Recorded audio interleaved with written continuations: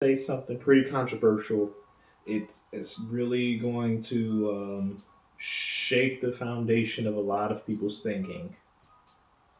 I personally don't care about the GOAT debate in basketball.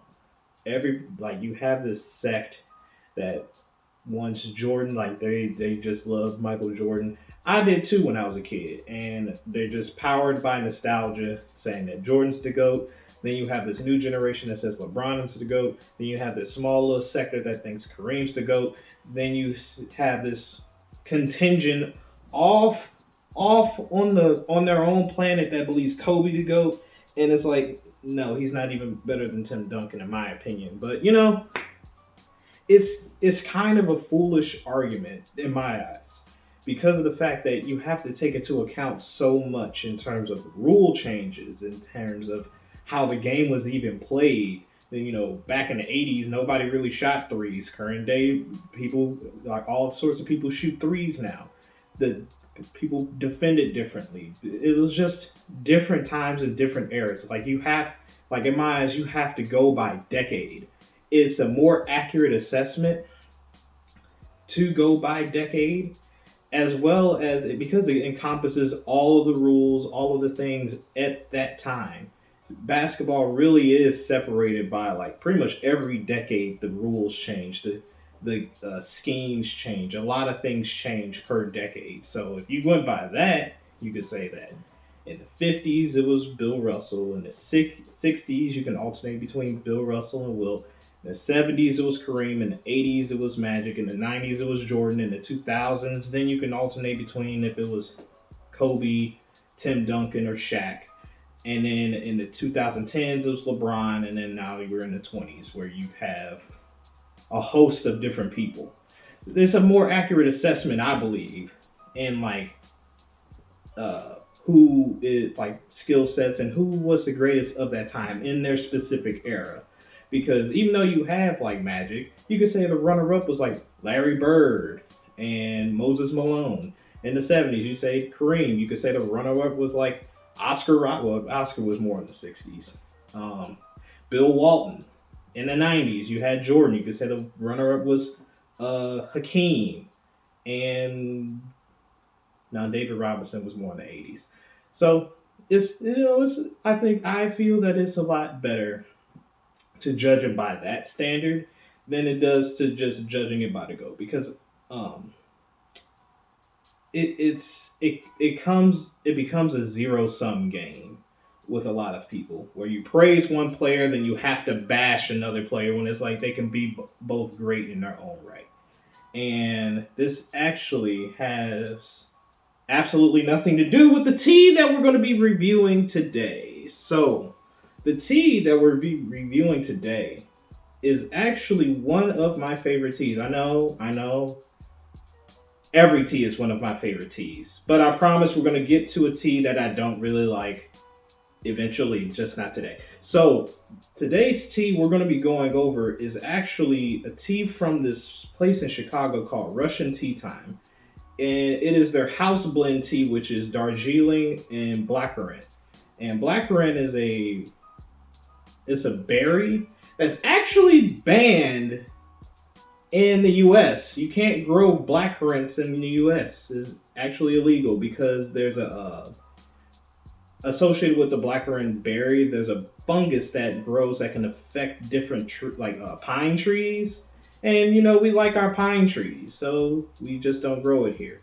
So the thing about this particular tea, is that it hold up, before I even try, I gotta get a little accurate assessment.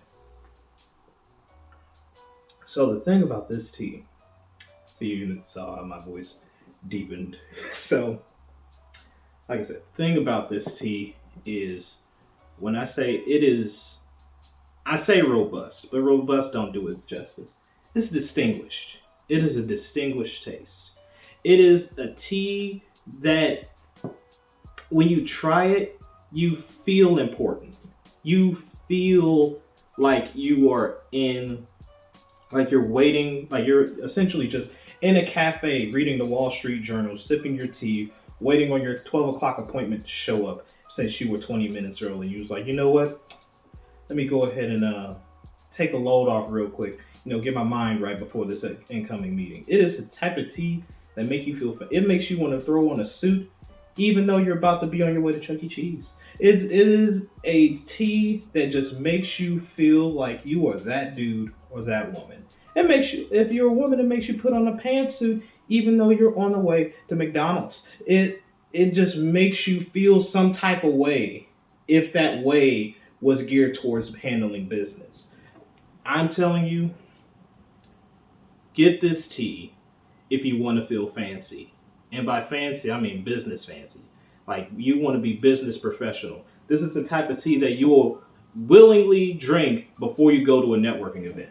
This is the type of tea that will make you reconsider your business cards and say, you know what, I need to put more professional spin on this. This is the type of tea that makes you put on your power tie. This is the type of tea that makes you want to rebuff your dress shoes just so you can wear them to the basketball court. This is the type of tea that makes you want to put on your business socks while you're handling business with your wife. This is the type of tea that when you drink this tea, you're just going to be like, what's my 401k looking like? I'm telling you that this tea it is so, like, the way that I'm describing it, I am doing it justice, because that's how distinguished this tea makes you feel when you drink it. They did their thing when they made this tea. Just Darjeeling and blackcurrant. Who knew that this flavor combination can be so chef's kiss? So whenever you can, if you're in the Chicago area, stop by Russian Tea Time. You can actually order this tea on their website. It is literally the only tea they have. Literally. The only tea they have. Just go to their website, order it, place an order for it, and just enjoy the debonair, distinguished, lavish taste, and just feeling fancy and warm all over as you drink this tea. So, thanks again for listening to me rant about basketball and just coming by. Be sure to like, comment, subscribe and share this video with your friends, your families, even your enemies. You might as well send them this video with a middle finger emoji. But until next time,